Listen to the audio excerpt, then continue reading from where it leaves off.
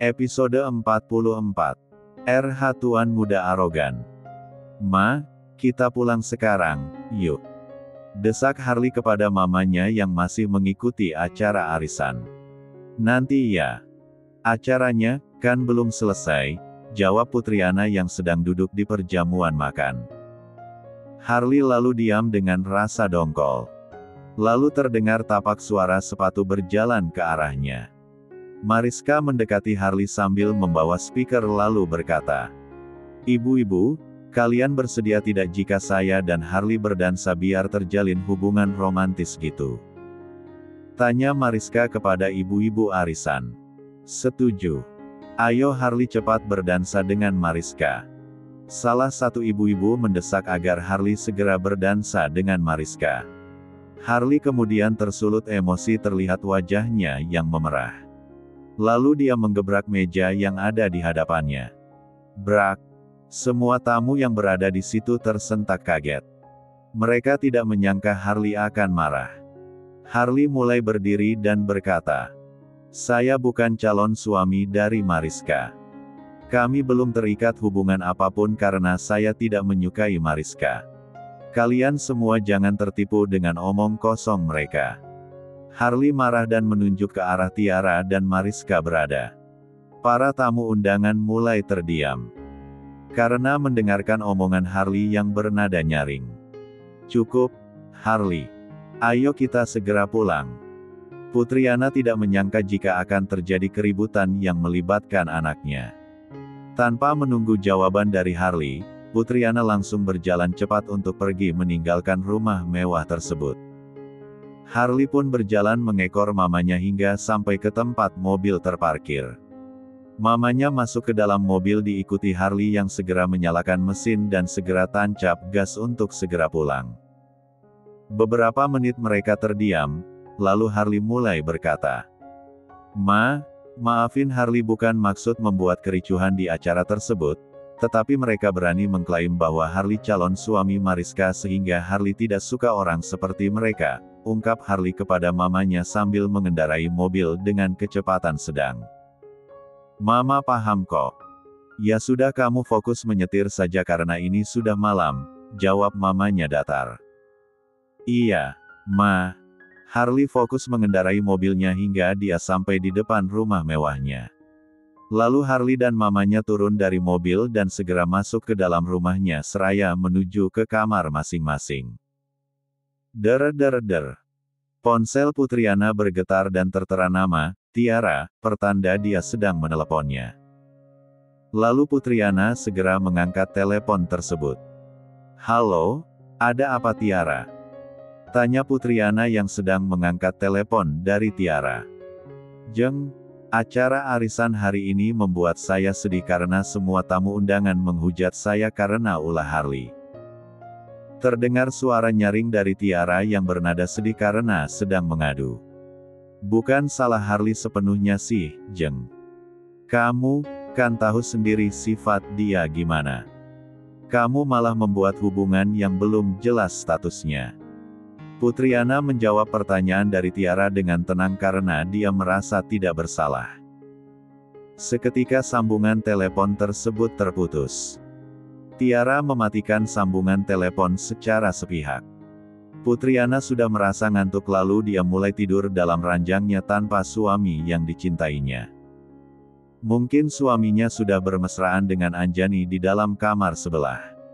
Hati Putriana terbakar api cemburu namun dia memaksakan untuk segera tidur. Hari itu Rahel telah melalui liburan semester dengan seru.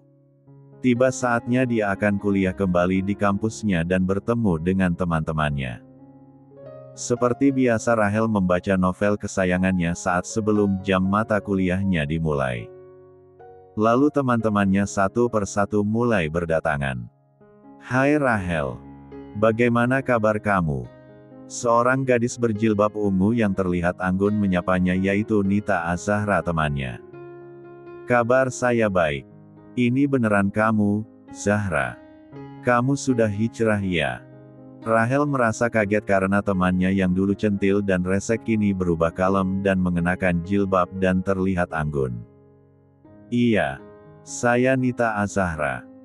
Saya tidak hijrah tetapi sekarang saya lebih nyaman memakai jilbab karena lebih bisa menjaga pandangan, jawab Zahra dengan kalem dan duduk di bangku bersebelahan dengan Rahel. Sip.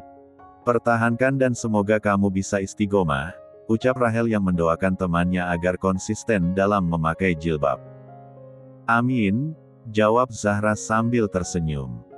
Beberapa menit kemudian, dosen Justin datang memasuki ruangan mata kuliah bahasa Inggris dan memposisikan diri. Lalu dia berkata, "Selamat pagi semuanya. Kita bertemu kembali di ruang diskusi ini setelah 2 pekan yang lalu kita libur semester. Hari ini kita akan memulai pembelajaran dan keluarkan buku panduan masing-masing." Justin menyuruh para mahasiswa untuk mengeluarkan buku pembelajaran bahasa Inggris. "Selamat pagi juga, Pak," jawab para mahasiswa dengan menjawab secara serentak. Lalu para mahasiswa mulai mengikuti mata kuliah. Dan beberapa jam kemudian para mahasiswa telah selesai mengikuti jam kuliah. Lalu Rahel berjalan keluar gerbang kampus untuk menunggu Grab. Namun tiba-tiba berhenti mobil, Alphard, hitam dan menarik paksa Rahel untuk masuk ke dalam mobil. "Tolong! Tolong! Tolong!" Rahel berteriak meminta tolong. Akhirnya Harley yang dari tadi melihat kejadian itu mulai sigap menyelamatkan Rahel. Harley sedari tadi membuntuti Rahel, karena Harley mempunyai firasat yang tidak enak jika Rahel pulang sendirian. Beberapa pria berbaju serba merah berjumlah 3 orang telah berusaha menculik Rahel. Harley mulai melawan ketiga bandit tersebut dengan kemampuan karatenya yang dia pelajari saat SMA dulu. Hingga akhirnya ketiga bandit tersebut terjatuh di tepi jalan dengan luka memar di wajahnya karena bogem dari Harley yang begitu kuat. "Rahel, cepat masuk ke mobilku. Aku mau mengambil foto dari plat nomor mobil tersebut dan mengambil gambar ketiga bandit tersebut," ucap Harley dengan gugup kepada Harley. Harley berhasil mengambil gambar nomor plat mobil beserta ketiga bandit jahat tersebut. Harley segera menaiki mobilnya. Tidak lama dia mulai menyalakan mesin dan segera tancap gas untuk menuju kantor polisi. "Rahel, kamu tidak terluka, kan?" tanya Harley yang cemas memikirkan gadis yang dicintainya. Dia tidak akan bisa memaafkan dirinya sendiri jika Rahel celaka dan dinodai oleh pria. "Tidak. Untung saja kamu langsung datang, Harley. Aku takut jika dibekap seperti dulu." Rahel masih trauma dengan kejadian yang menimpa dulu. "Iya. Aku paham. Mulai sekarang kamu aku antar jemput bagaimana? Ini demi keselamatan kamu. Kamu gadis mutiara sehingga banyak yang mengincar," ujar Harley yang siap melindungi Rahel kapanpun dan dimanapun. "Tetapi kamu, kan sibuk, Harley." "Aku tidak mau merepotkan kamu," jawab Rahel dengan nada sendu. "Tidak kok. Pokoknya demi kamu, akan aku luangkan yang penting kamu selamat." Harley memberi kepastian kepada Rahel bahwa Harley bisa menyempatkan waktu untuk menjemput Rahel. "Baik. Aku mau diantar jemput kamu. Aku takut sama bandit-bandit tersebut. Takut karena kalau melawan pasti aku kalah karena aku tidak bisa bela diri." Rahel bersedia jika diantar jemput Harley demi keselamatannya. "Ya sudah. Sebentar lagi kita sampai di kantor polisi untuk mengungkap siapa bandit tersebut.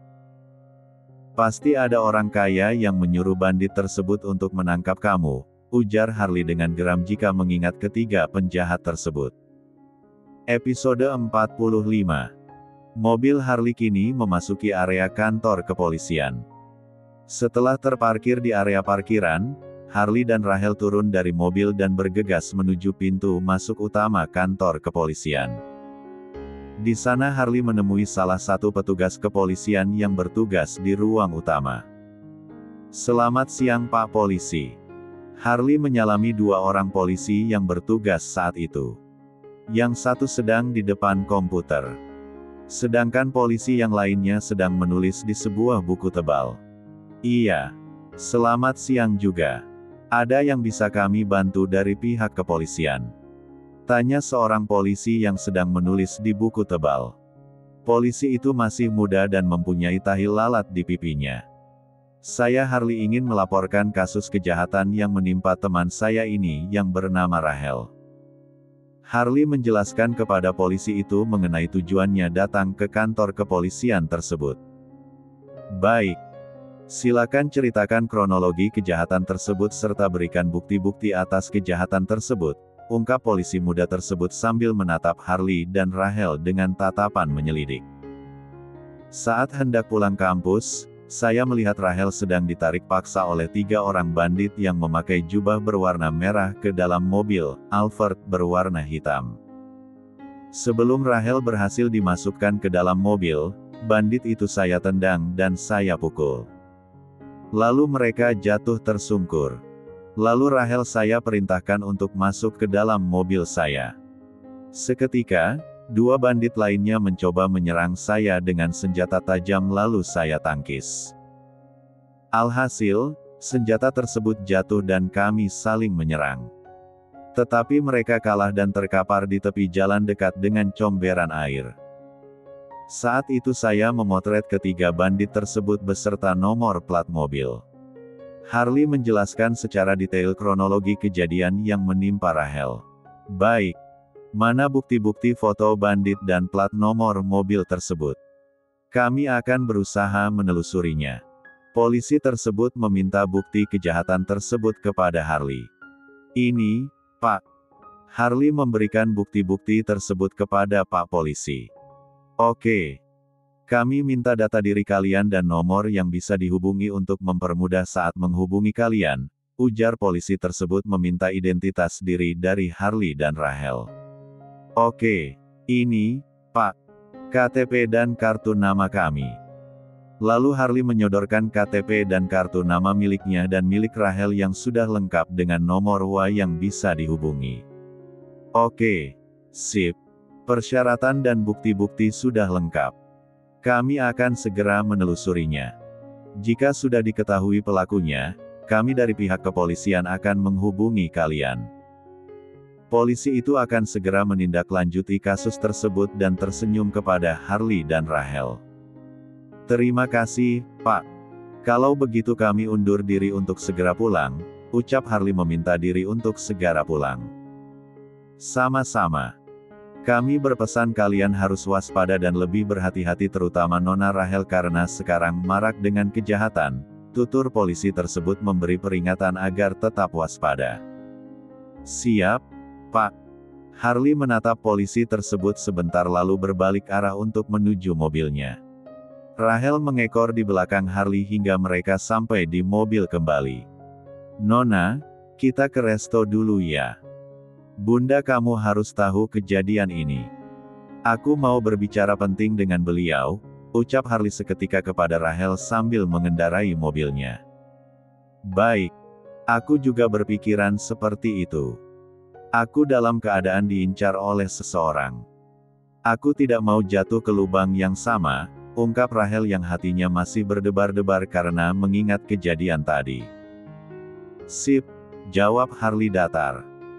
Aku akan menghubungi Bu Asra untuk izin tidak bekerja di bimbel hari ini. Sebenarnya ini hari pertama aku bekerja mengajar, ucap Rahel yang menunda mengajar di les privat bimbingan belajar milik keluarga Reyhan. Silakan, Nona. Harley mempersilakan pujaan hatinya untuk menelepon bosnya. Lalu Rahel mulai menekan nomor telepon Bu Asra. Beberapa detik kemudian telepon tersebut tersambung. Halo, apakah ini dengan Bu Asra? Tanya Rahel kepada Bu Asra di seberang telepon sana. Iya, benar ini dengan siapa? Jawab Bu Asra dan menanyakan balik. Saya Rahel, Bu. Hari ini saya menunda untuk mengajar di bimbel, karena ada kepentingan yang sangat mendesak, jawab Rahel kepada Bu Asra yang masih tersambung dalam telepon. Oke. Kalau sudah siap, bisa hubungi saya kembali, ucap Bu Asra yang sedang menelepon. Baik, Bu. Kalau begitu saya sudahi telepon ini. Lalu telepon tersebut mulai terputus. Bu Azra memutuskan sambungan teleponnya secara sepihak. Sudah teleponnya? Tanya Harley penasaran. Iya, jawab Rahel datar. 10 menit berkendara, mereka sampai di depan resto, Wong Deso. Lalu Harley dan Rahel turun dari mobil yang sudah terparkir di area parkiran. Mereka berjalan menuju pintu masuk resto. Rahel melihat ibunya sedang berada di stand, sedang melayani satu pelanggan. Tidak lama mereka menemui ibunya Rahel. Selamat siang, Bunda, Harley mulai menyapa Cynthia. Nak, Harley, Rahel. Ayo silakan duduk di sini. Cynthia mempersilakan duduk di bangku dekat dengan stand. Baik, Bunda sibuk ya? Jika berkenan saya mau berbicara penting kepada Bunda sebentar saja. Harley mulai mengutarakan maksudnya kepada Cynthia. Tidak sibuk kok. Pekerjaan saya sudah diwakilkan oleh karyawan. Saya hanya membantu mereka jika pelanggan membludak, ungkap Cynthia dengan senyum keibuan. Begini Bunda, saya mau menyarankan jika rumah Bunda seharusnya ada 2 atau 3 orang laki-laki yang dapat dipercaya yang berjaga di rumah Bunda, terutama di malam hari agar Rahel dan Bunda aman dari kejahatan. Soalnya tadi saya melihat sendiri jika Rahel hampir saja dibekap oleh bandit penjahat. Harley memberi saran kepada Cynthia dan menjelaskan kasus Rahel yang baru saja terjadi. Benarkah? Pantesan perasaan Bunda tadi tidak enak dan salah satu piring yang saya pegang tadi tidak sengaja jatuh dan pecah. Saya mau menelepon Rahel tetapi pelanggan silih berganti mulai berdatangan akhirnya kelupaan. Kalau itu yang terbaik saya setuju dan harus secepatnya. Tetapi Rahel salah apa ya? Kok anak saya selalu terancam dalam korban kejahatan orang? Cynthia bertanya-tanya karena anaknya sering dijahatin orang. Hati Cynthia kini mulai cemas karena anaknya dalam bahaya. Benar. Tenang saja Bunda. Harley sudah menyuruh 2 orang pria jago karate untuk menjaga rumah Bunda hari ini juga. Mereka sedang dalam perjalanan. Baru saja saya mengirimkan pesan WA kepada mereka. Harley sudah menyuruh orang andalannya untuk berjaga-jaga di rumah Rahel. Terima kasih, Nak. Kamu selalu ada untuk anak saya dalam setiap kesulitan. Saya tidak bisa membalas kebaikan kamu, Nak. Mata Cynthia berkaca-kaca karena terharu. Dia bersyukur dalam kesulitan selalu ada saja yang membantunya. Saat itu, Rahel sedang menyimak percakapan antara ibunya dan Harley. Sama-sama, Bunda, jawab Harley sambil tersenyum. Dredder. Ponsel Harley bergetar dan tertera nomor baru yang belum terdapat namanya. Lalu Harley segera mengangkat telepon tersebut. Halo, dengan siapa? Iya. Harley mulai menanyakan siapa yang menelepon di seberang sana. Saya dari kepolisian. Ini benar dengan Harley? Tanya seorang yang mengaku dari kepolisian. Benar. Bagaimana ya, Pak? Tanya Harley dengan penasaran. Begini, kalau bisa Anda dan korban ke sini secepatnya karena kami sudah menemukan pelakunya. Kami ingin menyelesaikan kasus ini secepatnya, ucap Pak Polisi di seberang sana. Tidak lama sambungan telepon itu terputus secara sepihak.